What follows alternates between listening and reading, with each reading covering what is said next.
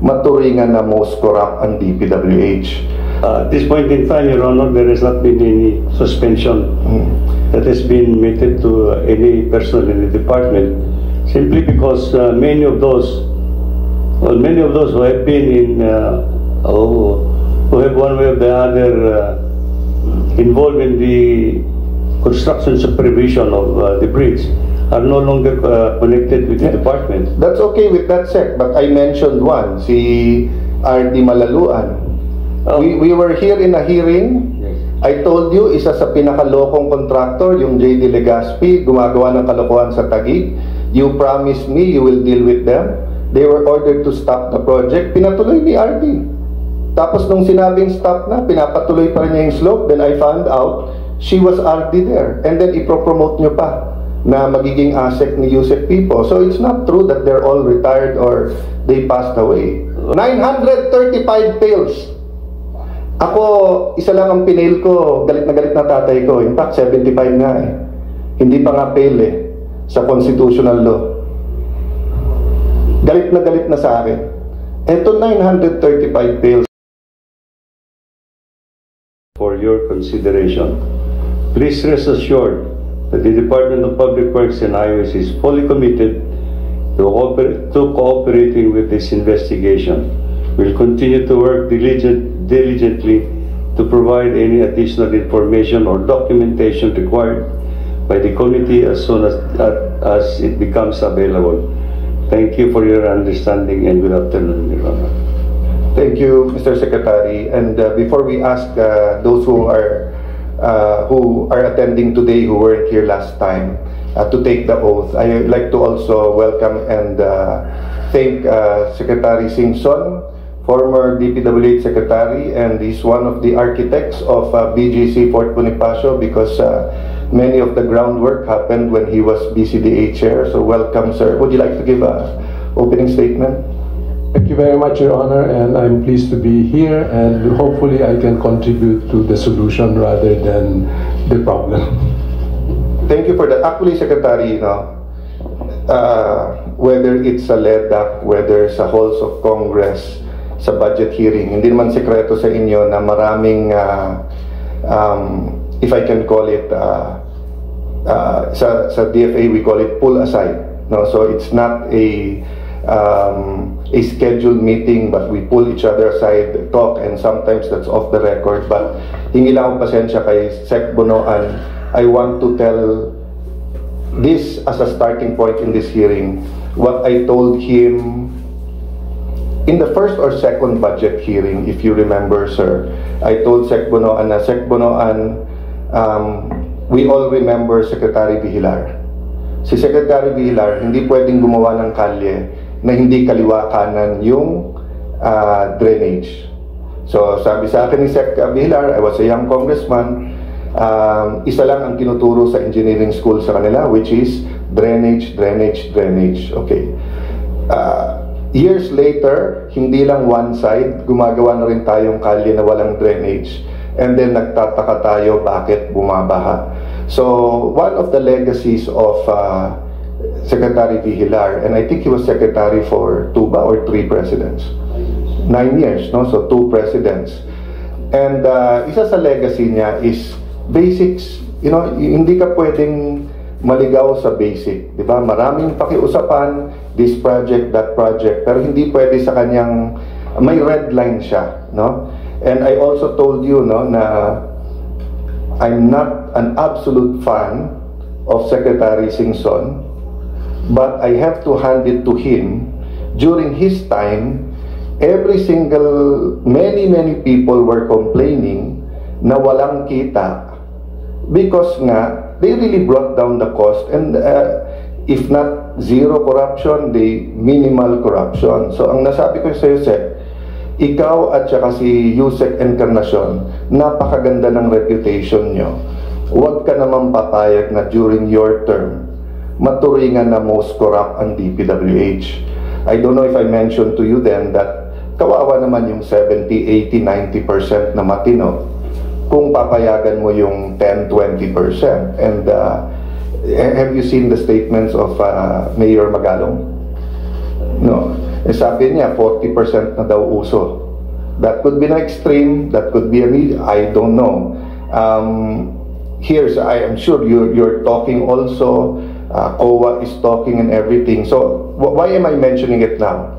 Hindi para may mapaya, but because getting to the bottom of this can actually be an opportunity, can be a turning point for getting to the bottom of this collapsed bridge can be the starting point of reform in DPWH in this administration that will have far-reaching effects in the future.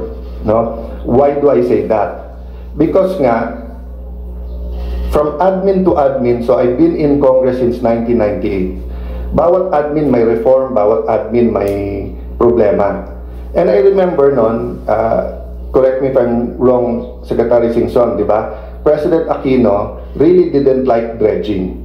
Kasi ang tingin niya, pag nilagay mo yung lupa doon na umulan, bumalik doon, babayaran mo, hindi mo sure kung value for peso talaga. I think it was Duterte's time, nilipat yung pera ng road board kasi nga yung sa road users stock panay asfalto lang, eh minsan bagong semento, bagong asfalto, inaasfalto. So every administration may konting reform. But I remember from Secretary Villar's time to now, ang rule, wag na wag nyong titipirin o wag na wag nyong ikokorap ang building at saka tulay.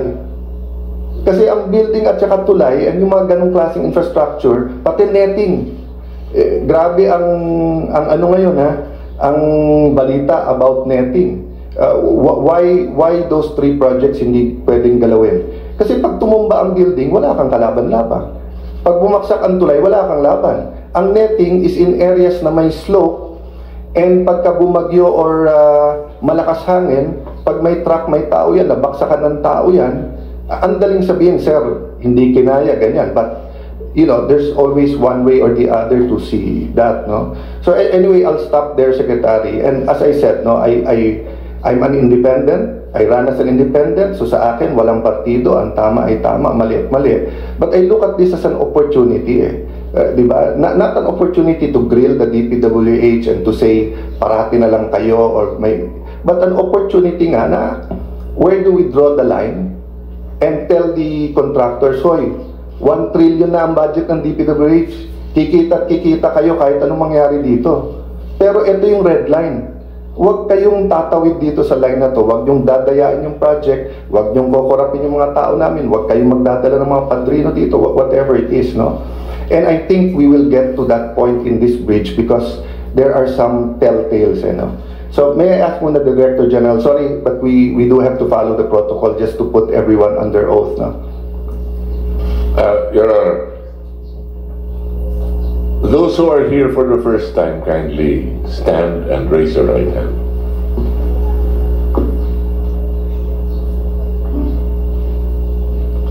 Do you swear or affirm to tell the truth, the whole truth, and nothing but the truth in this proceeding? Yes. Your Honor, everyone said yes. So, Mr. Secretary, sa mga kapatid natin sa DPWH, let's start with, I was expecting kasi talagang outrage. And may outrage yung public, pero hindi ko naramdaman kasi sa DPWH yun. Why? February 27 po yung hearing, ay yung kaganapan. March 14 hearing, walang point person, walang committee, walang findings pa, preliminary pa lang.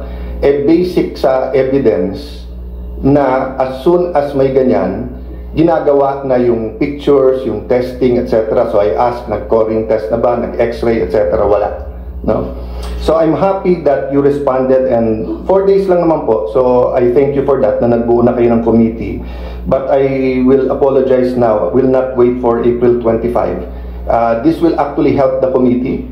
So just in case my pressure or that they have to change track, for example, it shouldn't be just DPWH, but they should have someone from NBI or COA. Let's go through something, Secretary, and then, Secretary, I have some questions that are for you, which are policy, but anything na detalye, feel free kung sinong tatawagin mo na nakakaalam. Of course, USEC people.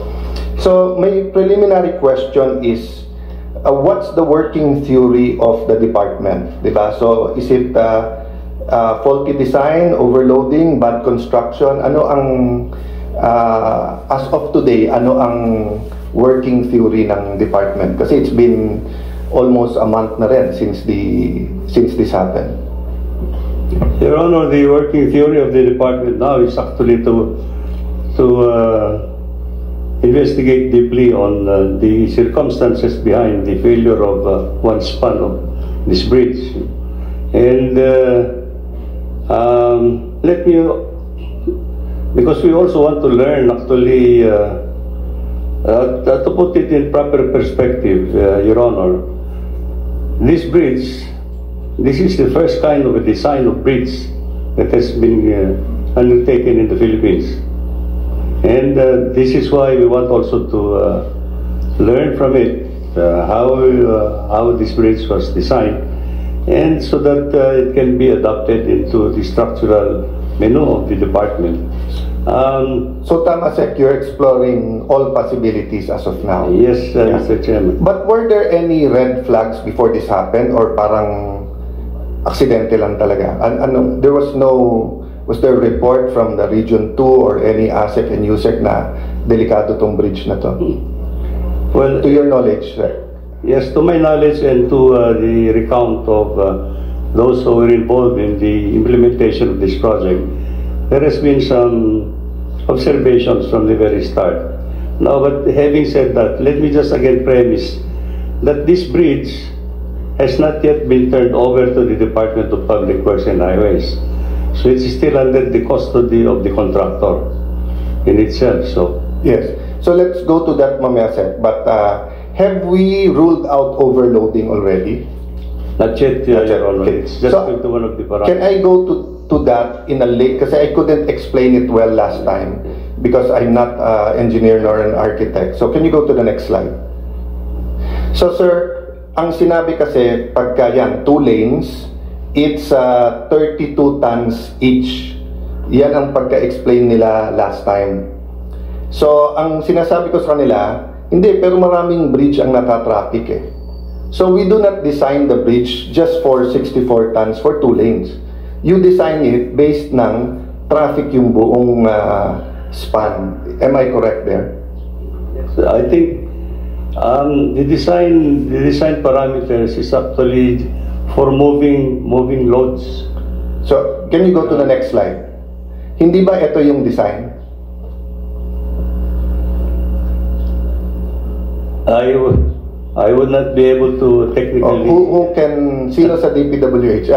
Yes, Engineer Cañete. Am I correct or am I correct? Sir, merong sa bridge code na may lane loading. Yung lane loading, lalagyan mo ng load buong tulay, buong length ng tulay. Pero it's supposed to be combination na ng light vehicles, truck na walang laman, etc. At meron siyang 9.4 or 0.9 tons per meter per lane na kasabay nung isang truck. Okay, so 2 things, sir. So, I'm partially correct in the sense that hindi 64 tons lang na 2 truck because titignan mo yung buo at yung daloy ng traffic. I'm not correct in the sense that hindi designed for lahat truck at dikit-dikit. Correct, sir? Dikit-dikit yun sa pero hindi truck lahat. Hindi truck. Sige. So, part of our hearing is to find out kung may misfeasance, malfeasance, etc. But kung may anomalya, but part of our hearing is also to have remedial legislation. Okay? Kasi ito ang problema ko kung sasabihin natin yung design, mix na. Kung wala din tayong magbabantay na magsasabing hold ka muna dyan, and kung yung magbabantay, but assuming may magbabantay, may nagpa-flag dyan, di ba? Napakahirap dun sa magpa-flag na magsabing sandali lang. Hindi kayo pwedeng 3 truck magkasunod. Para ka muna truck, alika na muna kotse. That's a 24-hour job. Okay, go to the next slide. So this is the better slide. Can you, just for the record, Sir Cañete, This is the better slide. Yeah, that is the simulation for the lane loading na uniform load na 0.9, mga 0.9 tons per meter. And then may space. Per lane. No? Okay.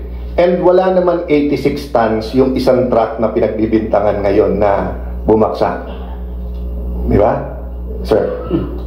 Our estimate, Your Honor, is the gross vehicle weight of the truck, the load and plus the tail weight of the truck is 102 tons.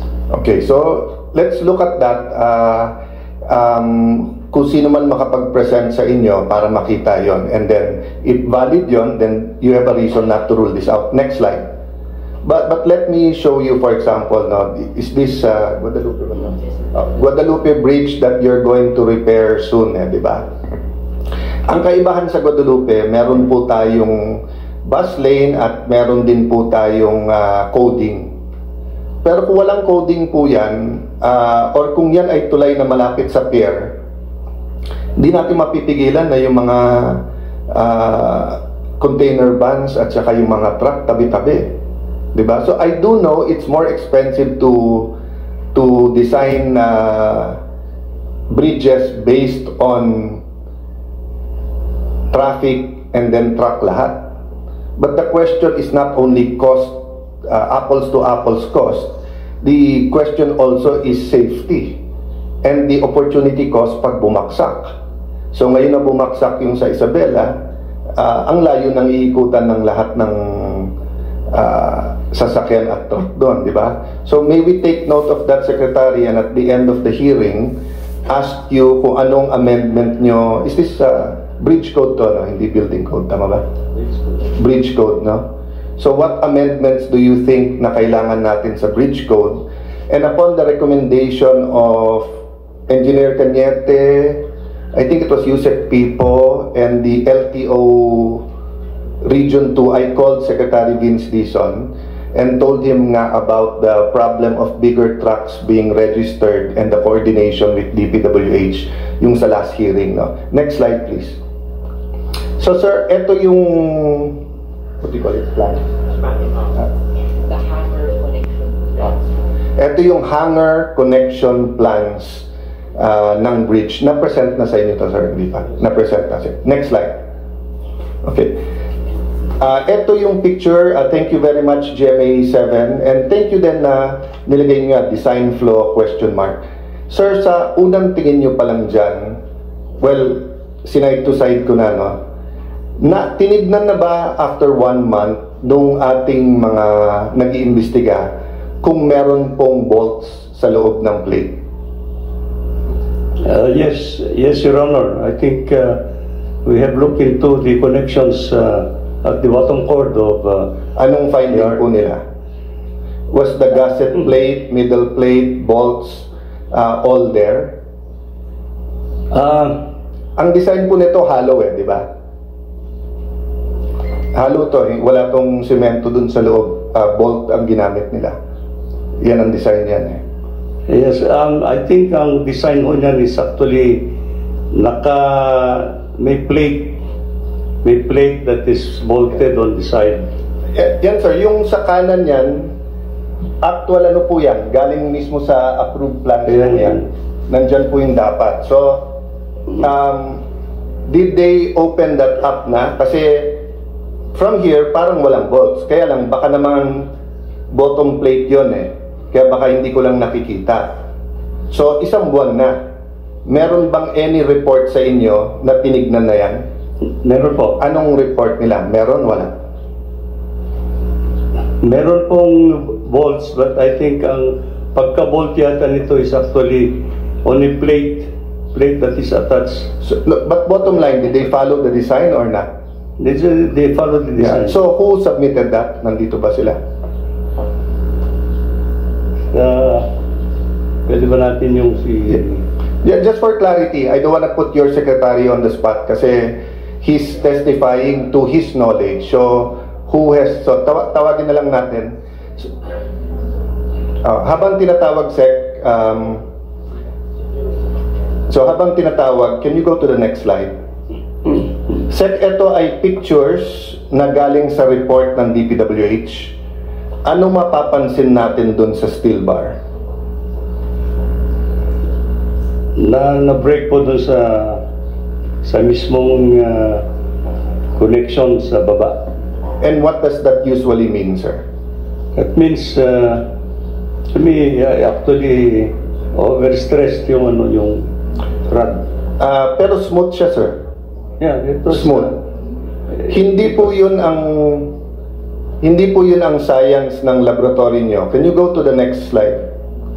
Sa laboratory nyo po, kapag hinila ang bakal, ninipis siya tapos jagged yung bali. Can you go back one slide? Dito po makinis at saka hindi umiba yung size. So usually, ibig sabihin niyan, substandard yung bakal na ginamit. probably That's what the laboratory, if you go to YouTube, you talk to engineers, hindi mapuputol yan sa stress na ganyan ang pagkaputol. Ayan po, sinide to side ko. the other picture, Your Honor, is what we call necking. Yung merong tensile strength ng bakal. Yes, pero may elongation test po yan, di ba? Yeah, but here- Hinihila po yon. Yes. So pag hinila nyo po, ninipis siya kung saan siya pinakamahina, and then ang putol po niya hindi smooth. Yeah.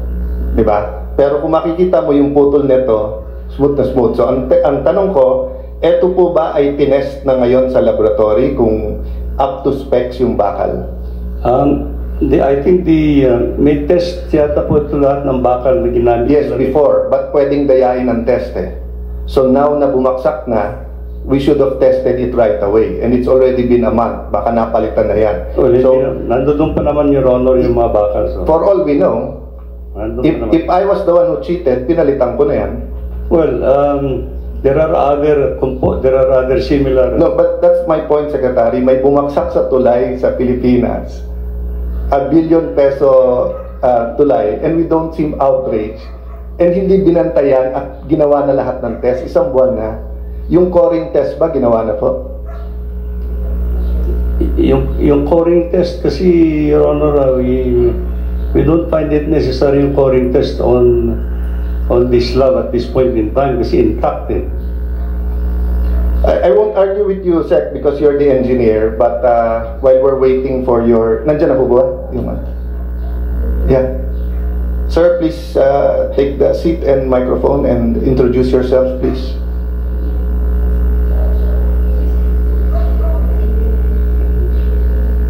Yung nag-inspect na nagsabing may bolt,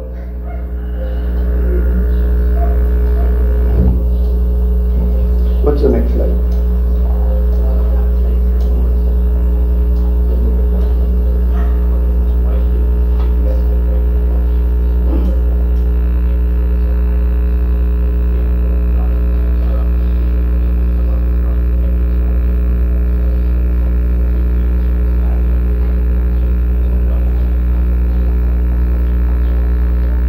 Sir, while we're waiting for them, di ba, ito yung naputol.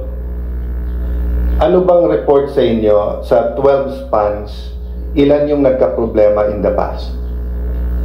Di ba, tinestify kasi you can pass it to Yusek people or whoever knows, di ba? Yusek kasi sinabi nyo, yung bumagsak is 8, pero ang nagka-problema in the past is 3. Tama ba yung recollection ko? Yes, Your Honor. There are already defects that were observed even before, even in our area during the construction. There were defects here. But based on your knowledge, ilan spans ang may problema nun? Then I'll recognize lang our colleague. Sige, while you're consulting kung sino nakakaalam, I just like to recognize our former majority leader, Joel Villanueva. Thank you, Mr. Chairman. Thank you. You want to make a... I will continue to listen and I will allow the chairperson to... So, nandyan na po ba yung mga nag-inspect? So, Sec, Yusek? Anong mga span from 1 to 12? So, we mentioned na 8 yung bumagsak, 3 yung may problema. May ibang span na may problema o hindi? During the construction, there are already noticed defects on span 2 and 3. Then, Your Honor, in later part of the construction, there are already more noticed deficiencies on span 1, 7, and 8.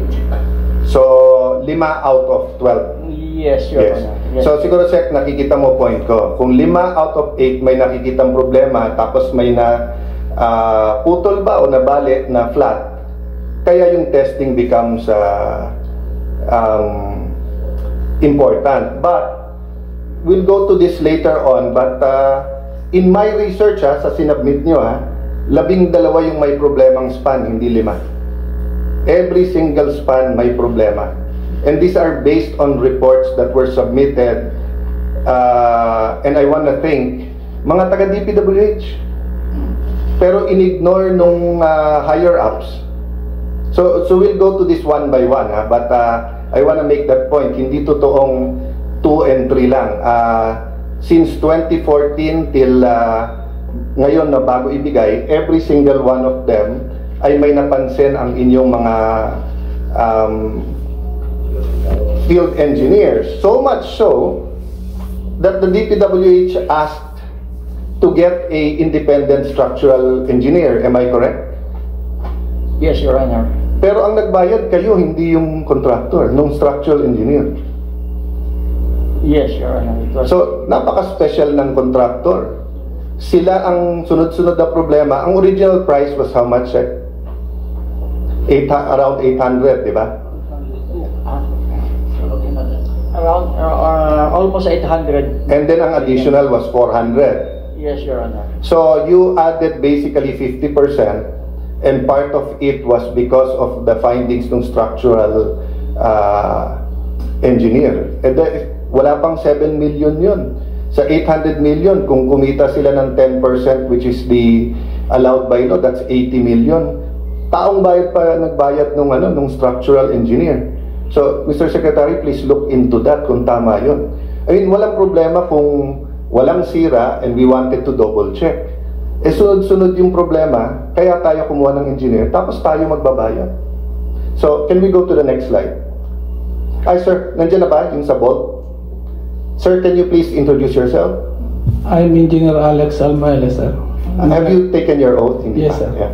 Sige, sir. So, ikaw nag-inspect, sir? Isa sa nag-inspect, sir. Kailan kayo nag-inspect, sir? Nung 28 na. So, umaga. kayo yung team na Pumunta na sa- initial? Yes, sir. Nasilip mo yung sa loob? Hindi namin, sir, masilip dahil nasa taas siya, mataas ang... Sige. So, Secretary, hindi nasilip. So, they do not know kung may bolt yun o wala. Yes, sir. Di ba? Okay. So, as of now, wala pang sumisilip. Bali, sir, may team na pinadala ulit. Sino yung mga yan? At kailan sila pinadala ulit? Ngayong umaga yata, sir. Kaninang umaga? Yes. Okay. After 1 month, Secretary. Yan, Secretary, mas confident ako kasi mahirap namang palitan yan and everything. I understand. But I won't keep repeating myself, Secretary, but can I put on the record that we should have a sense of urgency, diba, in getting to the bottom of this, no? So the other thing I asked USEC people is, have there been any preventive suspensions during this period? At this point in time, Your Honor, there has not been any suspension that has been meted to any personnel in the department, simply because many of those who have been in, who have one way or the other involved in the construction supervision of the bridge are no longer connected with the department. That's okay with that, Sec, but I mentioned one, si R.D. Malaluan. We were here in a hearing.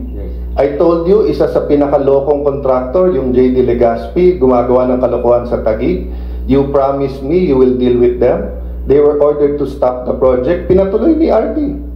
Tapos nung sinabing stop na, pinapatuloy pa rin niya yung slope. Then I found out, she was R.D. there. And then ipropromote nyo pa na magiging ASEC ni USEC people. So it's not true that they're all retired or they passed away. Well, I think si Director Malaluan kasi is no longer in the regional office. No, but the point, Sec, is that process is as important as result. Yeah. That's why meron po tayo sa batas natin na preventive suspension sapagkat importanteng malaman ng tao na fair yung investigation. Yes. Diba? Pero kung ang tingin, so tignan nyo sir ha, yung pong taga-LTO na nang haras ng farmer sa Bohol, preventive suspension, 1 linggo tanggal. So I'm not asking you to suspend them for 3 months, 6 months. If you suspend them for 2 weeks and finish the investigation for 2 weeks, then afterwards, cleared sila. Pero yung zero suspension, tulay ang bumaksak, hindi to ordinary. So again, Sec, I won't overemphasize that, but you know, as I said, nasan yung sense of indignation or outrage dito? Sec, did they ever inspect plan versus actual? It's now being done, Your Honor. So nung bumaksak na? Yes, Your Honor. So hindi ba dapat in-inspect yun bago buksan? Well, as I said, Your Honor, the department has nothing to do with the opening at this point in time. We have not made any. So it's the contractor. It's the contractor. And sir, sino yung contractor? You can interrupt later on. Just raise your hand. Are there other ongoing contracts of this contractor? I believe so, Your Honor. Oh, did you suspend it or did you at least pinababantayan nyo ba or what? Well, pinababantayan every project naman, Your Honor, is. No, but I'm saying if you're now saying binuksan nila na walang go ahead ng DPWH at ganun yung ginawa nila at sunod-sunod defects, pero hindi nyo sinuspend or whatever ibang project nyo, wala rin tayong ginawa sa kanila. Well, at this point. So how do I know as a citizen of this country that wala silang ibang project na hindi pa na-turn over, na binuksan na nila, na hindi safe? Di ba ang aeroplano, pagka nagka-problema, kahit sabihin mong konti lang tapos bumaba, all the planes of the same category, same make, is now grounded. Well, Your Honor, I think we have to isolate this bridge because this is a new design. Sir, it's been constructed since 2014. It's been inspected again and again and again. And again. And hindi aksidente na bumaksak siya. I know, Your Honor. I think that is the record that I have seen. So, now, let's continue rather than arguing with you. Next, please. I'll speed it up so that Senator Villanueva can So, sinagot na ni Yusek Pipo, sinagot ko na rin siya. Next. Okay. So, tinanong ko Sec kanina, has there been any red flags? Ito po ay, and let me congratulate Engineer Felipe Lingan. Is he still around? Sir, anong position mo, sir?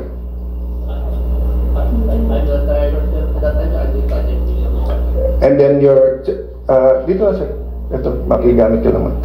Importante to kasi usually sa hearing napapagalitan lang eh. Paminsan-minsan naman ang pasalamatan namin yung ginawa yung tamang trabaho niya. So sir, you retired as? Sir, I'm Engineer Felipe Lingan, sir. Okay. I'm already retired in DPWH last year. Okay. I am the project engineer of that project from the start until my retirement. So what was your position when you made that report? I am the government project engineer. Then by the time you retired, were you promoted? No, sir. When did you retire? Yes, April of last year, sir. The reason I ask is at least preliminary Tingin ko ikaw ang gumawa ng trabaho mo. Kasi tingin ko na pro-promote yung hindi ginagawa trabaho nila eh. Tapos yung gumagawa ng trabaho niya, hindi na pro-promote. So, you made this report. Yes, Ang sabi ng report nito, Mr. Secretary, the deck slab has shifted horizontally by approximately 100 millimeters as manifested in the adjoining expansion joint of span 7 and 8. Second, the said horizontal displacement of slab has caused tilting on both columns of Pier 8 and significant cracks. Hindi lang cracks significant cracks were observed along the side of the columns where tension was induced by shifting of deck slab. The bolts connecting the main steel girder to the arch structure near Pier 7 were all snapped due to severe shear. The outermost steel cross beam at Pier 7 was deformed or buckled, and the 25mm steel rod and brace also snapped. 2018 pa lang yan, Sec. So, am I correct, not being an engineer or an architect, pag nakita mo yan, medyo alarmed ka na? Oh. I understand, Your Honor. This is the reason why we the department engaged a private consulting firm. We'll go there, Sec. Pero after you engage, wala pa rin ginawa yung department. So let's go to the next slide. Let's go to the next slide. Ito po, June 18, si Robert Panaligan, Bridge Division to Lea Delfinado. Nandito ba si Mr. Robert Panaligan?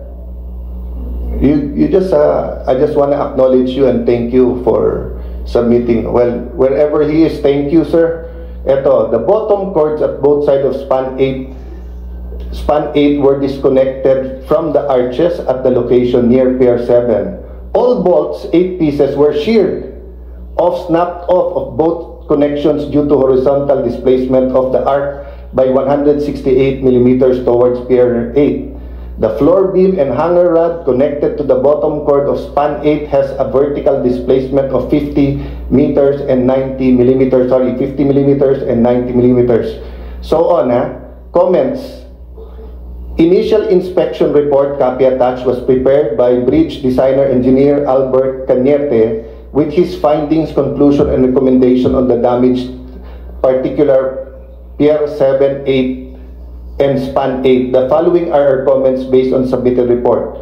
Per conclusion in the report, the outward deflection of arches are prevented primarily by composite concrete and steel arches in adjacent spans. However, this construction procedure was not shown in the approved plan. So may hint na po na ang problema was construction, not plans. Kasi hindi daw shown in the approved plans yung construction procedure. Okay.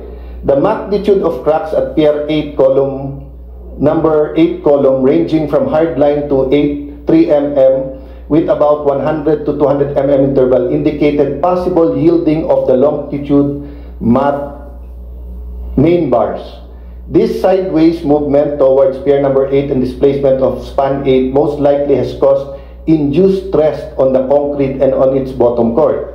4. There is no assurance at the construction of concrete arc of span 9 and its bottom cord free sliding will render a backward push to Pier number 8. In our opinion, this can be delicate and risky operation. So, dun pa lang sa June 18, 2018, sinasabi na risky. Kanina, significant crack, ngayon risky. The initial report of Engineer Cañete should be properly endorsed by the original design consultants for their review concurrence. You remember this, Engineer Cañete? They're actually endorsing your recommendation. Yes, Your Honor. It's because just like what the Secretary said, first time itong ganitong klaseng tulay. And my main parang complaint ko lang is ang policy kasi ng DPWH, the designer is not involved sa construction. Yes. So that's maybe something we should look at then, Secretary. But my point is, hindi namin tatanggapin yung first time. Kasi paano kung first time gumawa ang DPWH ng new Senate building? So baka bumaksak yun? Wala na kayong Senado. I only get called. No, I'm not talking about you, sir. I'm just saying na, yes, it's the first time, but when you do the first time, you do study after study, consultant after consultant, at lalo niyong tinututukan. So, I mean, there are certain reasoning that you can say it's the first time. Diba? But, hindi siya blanket excuse na because it's the first time na may ganitong bridge. Is this more complicated than the San Juanico Bridge? Yes, sir. Kasi, hindi siya regular bridge. Sa regular bridge kasi meron kang substructures, yung support. Tapos yung superstructure mo, pinapantong mo lang. So, you could have done it the way you did San Juanico, di ba? Yeah, usually, ang usual sa DPWH na alam ko na construction methodology is pag installment yung budget, unahin nila puro substructures. Yes. No, the reason I say that, Engineer Cañete, and I bring it up in front of you, Sec, because I don't expect you, kung 4-5 hearing to, I'm not going to say you have to be here, I know you're busy. But yun nga ang point ko. You could have done it the old way, ensure ka, or you could have done it the new way, the first time, but check after check after check, safeguard after safeguard after safeguard. And the first time na may red flag, nandun na tayo, but we will see. Let me finish so that you will see na hindi pinansin yung mga, or yung remedyo were not really remedy. They were really more of yung kanto, remedyohan natin to, no? So, in view of the above, it is recommended consultant be required, that the consultant be required the following. 1, analysis of damage condition, especially the effect of displacement and cracks in the overall structural integrity. So let me repeat that. Displacement and cracks on the overall structural integrity, include analysis of the induced stress on affected structural members and effect when subjected to live and seismic loading. 2, revalidation, rechecking of the original design analysis, particularly all connections prior to the implementation of the remaining works. 3, prepare plans or remedial measures supporting the design calculation of the following: pier columns, connected bottom cords, steel hanger rods, floor system, and expansion dam. Kaya sir, kaya ko pinapansin yung smooth yung pagkaputol kasi sinunod ba to? Kasi winarn na di ba? Remedial countermeasure, if to be undertaken, shall be supported with complete analysis to prevent the recurrence of such incident. To your knowledge, Secretary, after the 2018 memo, was there a recurrence of such incident? Or USEC people or whoever was monitoring this project? After that incident, Your Honor, I think what we are narrating here is actually what has to be done in the retrofitting scheme. Okay. And the retrofitting was done in 2022, 2023. Okay. So let's continue para ipakita, sir, na hindi pinansin yung mga or it was taken for granted. Sorry.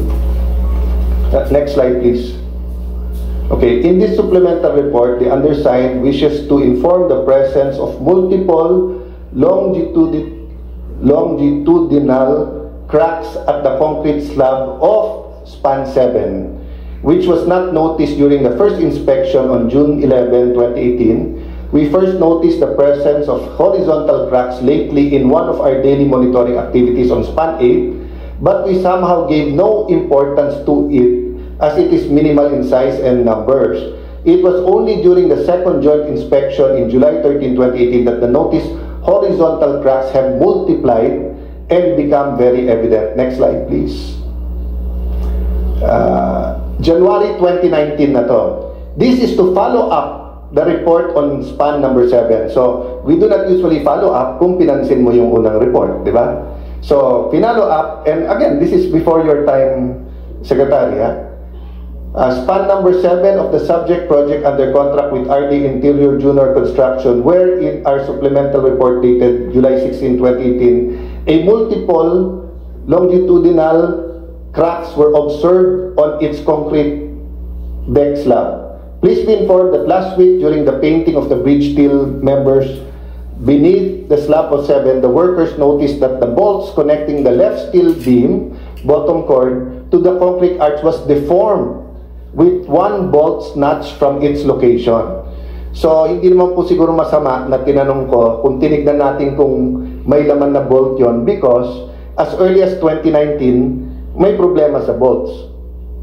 So, that's what I meant, sir. Kung walang red flag, di ba, kung hindi ko nakikitang pumapayat si Senator Villanueva, wala akong dahilan magtanong, Brad, okay ka ba? May sakit ka ba? Di ba? Pero kung nakita ko na within 1 month, 10 pounds na wala, Brad, papapayat ka ba o may sakit ka ba? Diba? So, in this case, sir, sunod-sunod din na sinasabing nilalagnat na tong bridge na to we perceived that the tremendous shear that deformed these bolts had affected the slab and caused the longitudinal cracks noted thereon. Next slide. So, ito po, May na to, May. Okay. Summary na lang, Sec, kasi I wanna give others a chance to speak. Baka mag-online din mamaya si Senator Revilla. Span 7, additional cracks. Span 8, deflection of the pier. Span 9, bottom cord problems. So deflection, Sec, tama ba? Nag-move na. So, for the record, the Secretary is, So, next slide. Next slide, January 10, 2020. Ayan, findings. The 12-span arc-type superstructure were undertaken in 2 phases. Phase 1 covered the constructions of 1 to 8, with Phase 2 covered the construction of 9 to 12. A report from Project Engineer DPWH Region 2 last June 2018 verified the true BOD inspection report wherein the following defects were observed. So again, kudos to the Bureau of Design. You were involved, and I've seen in the documents you have continued to point out yung mga problema. The bottom cord at both sides of span 8 were disconnected from the arches located at near pier number 7. All bolts, 8 pieces, were disconnected from the arches at connection due to horizontal displacement of 168 mm towards pier number 8. All bolts, all bolts. So meaning, if I was a law student in the legal aid at nakita ko tong report na to, pagpunta ko sa site, yan ang una kong titignan kasi may may finding na eh. So basically the findings, so anyway, I'll give this, yung hairline cracks were noted on deck slab of slab span 9 and 10 of the constructed bridge and on surface of concrete arch near the connection of support pier, no? So kita nyo po, no? All over may mga problema. Next slide. Recommendation. In view of the above finding, the composite team undersigned recommend the following: avail and hire the independent consultant. Yun ang sinasabi mo, Sec. And again, to be fair to you, I will be hired when I think it is your call. This was the former DPWH administration. Okay. Dito sinabi, because of all of that, hire a independent consultant to undertake the following. No? Tapos yan. Okay, next slide. So, on August 1, 2020, malayo na to sa una niyang Sir, ikaw ulit to, no? So, PE, what is PE? Project Engineer. Project Engineer Felipe Lingan, am I pronounce it right? To RD Loretta Maluluan. Findings, observation. All bolts connecting the steel bottom cords to the arches at span 1 was completely sheared off and snapped. All bolts. Okay. One of the 25 mm RSB sway braces at the first panel of span 1 snapped at its welded connection and buckled. So welded, it buckled. Diba? So usually pag ganyan, check-in mo na lahat. Okay. A 20 mm horizontal displacement toward was observed at the expansion joint above, etc. Okay. Recommendation. A thorough investigation evaluation by the bridge designers must be undertaken span 1 to formulate urgent remedial measures to be implemented to save the structure of span 1. So Engineer Lingan was already saying, pag hindi nyo ito ginawa, hindi nyo ma-save ang span 1. Request Urban Engineers Consultancy Group to speed up the submission of their report recommendations which can be used as a basis for retrofitting. If I was the RD nun, I would tell the USEX, ASEX, and the Secretary, boss, 2 years na to, ang dami ng mga memo, may problema tayo dito. Malaki problema natin dito. But pareho naging pattern, may magsusumbong, kumuha tayo ng pangalawang titingin. Remedyo, no? So now the stress problems were now from 7 to 12, 7, 8, 9, 10, 11, 12. And then now, it's 1 and 2. So slowly, the defects weren't just in 1 or 2 spans. It was in all spans. Next. July 2023. So, sir, ikaw na ang secretary niyan, new administration na to. From Benjamin Lasam, State Auditor Team Leader, COA po to, to RD Reynaldo Alconcel. Sorry, sir, Reynaldo Alconcel. Deficiencies. There were noted deficiencies during the course of inspection as follows. Split post at Pier 4 and 5 collided, which resulted to horizontal cracks at mid height of the post.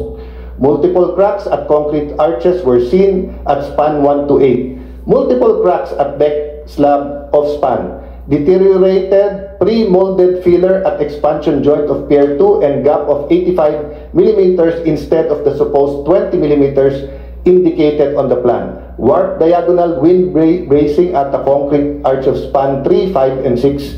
Transverse crack at both left and right sidewalk. Phase 2. There were noted deficiencies during the course of inspection following. Damaged concrete arc around the hanger rod of span 9. Multiple cracks at concrete railings. Cracks at concrete arches. Multiple cracks at deck slab. Factual question lang, sir. Since this was 2023 audit, ito ay after na yung findings ng independent and after the retrofit na.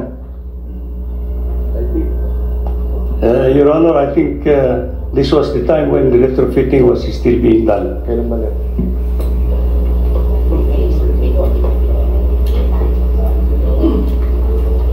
Sige, May 2023. So his findings July but yung former pa. Okay, so at least that's clear. Next slide. So,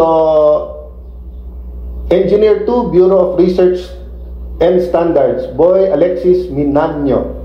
The contractor are the one who will hire structural engineer to assess the structure integrity of the bridge of his own expense.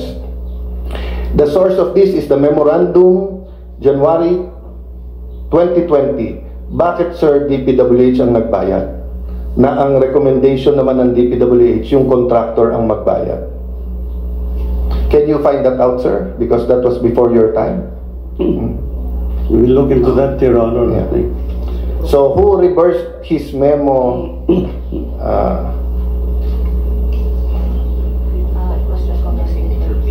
Yeah. Handwritten po yan sa signature page. And I think it was smart. Kasi nga, with all the findings before that, ano na po ito 2020 eh. After seeing everything ng 2018, 2019, di ba? Meron ka ng prima facie evidence na ang problema na sa construction hindi sa design Di ba? That's why nga pinatitignan mo sa independent structural engineer. Di ba? The structural engineer looks at the structure, not the design, di ba? Or both? Both. So you look at the design and the actual construction. Yes, Your Honor, because I think these are interrelated. So, sir, but you agree with me that pag may nakita ka ng problem after problem after problem, hindi dapat gobyerno magbayad nung pangalawang titingin?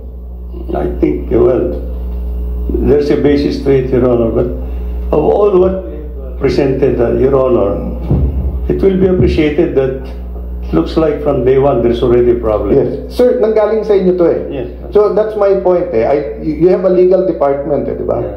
You know, so it's either you have someone who knows how to investigate or you get someone from outside. Yeah. Because ako man, di ba, if I'm working with all of you every day, it's not a bias na pagtakpan ko kayo. It's just a normal bias that you presume regularity. Yeah. That's why nga ang mga police galit din dun sa internal police.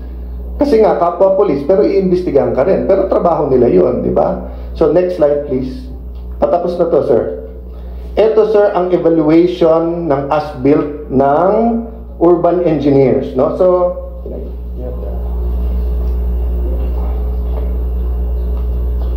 sinong nakaka-recognize? Ito po yung sinabmit ng urban engineers.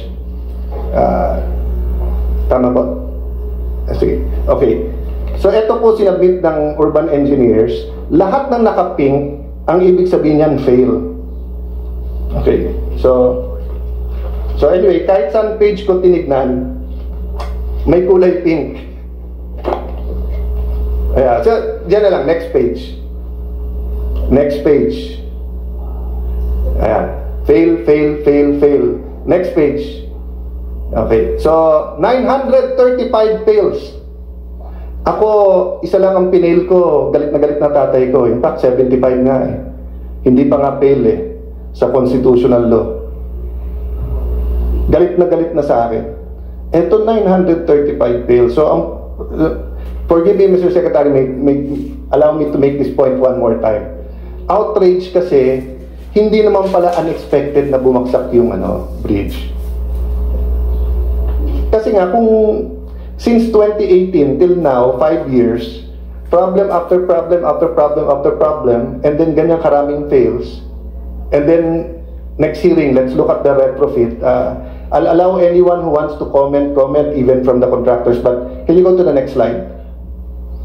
So ito yung pinakita ko na kanina, every single span nagka-problema.